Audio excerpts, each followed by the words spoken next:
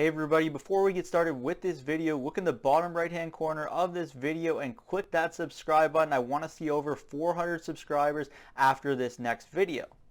So let's dive right into this. Last weekend, the Montreal Canadiens decided not to match the offer sheet on Jesperi Kotkaniemi, and as a result, they got compensation picks of a first round from Carolina and a third round pick in next year's entry draft. The Montreal Canadiens decided to turn that move around and trade for Christian Dvorak of the Arizona Coyotes. Dvorak should now slot in as the number 2 center for the Montreal Canadiens.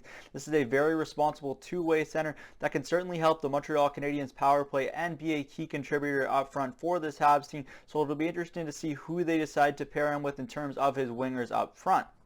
Now, before the offer sheet was made, I had been preaching that the Montreal Canadiens needed to go out and make a move for a third-line center, one that can bring at least some offense to the table. But the Montreal Canadiens went out and acquired Christian Dvorak and subtracted Jesperi Kotkaniemi, and now Jake Evans is still that third-line center or projected third-line center for the Habs heading into next season. And I think that leaves a lot of question marks for the Montreal Canadiens up front.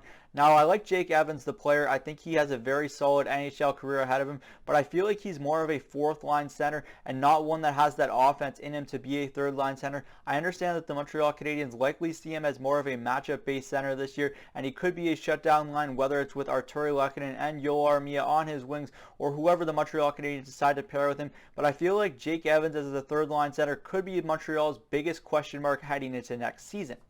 Now, to be fair, Evans hasn't exactly had a plethora of wingers given to him that have offensive capabilities, and he should be given that opportunity potentially this year, depending on what role they decide to play him in. But there should be capable wingers beside him, so it'll be interesting to see if he's able to find some offensive prowess in his game and be able to produce as a third-line center for this Montreal Canadiens team.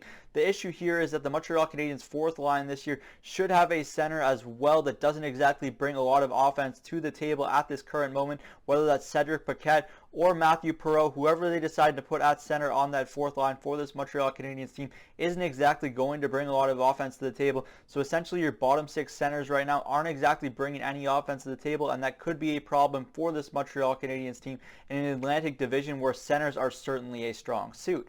Like I said, I like Jake Evans, the player, but I'm just concerned that the Montreal Canadiens don't exactly have the appropriate center depth heading into next season, especially when you definitely want goals from down the middle of the ice. They should be getting more goals from Christian Dvorak than they did from Jesperi Kotkaniemi and Phil Danault, but there are still goals they need to replace up front, especially with the loss of Thomas Tatar. I know Mike Hoffman will help in that category, but he shouldn't be getting a lot of ice time at 5-on-5. He's mostly just a power play threat at this point in his career, so it'll be interesting to see how the Montreal Canadiens come out this year in terms of offensive production. That's it for me today from Cook's Corner. As always, let me know in the comment section down below what you think the biggest question mark for the Montreal Canadiens is heading into next season. I'm Zach Cook. We'll see you later.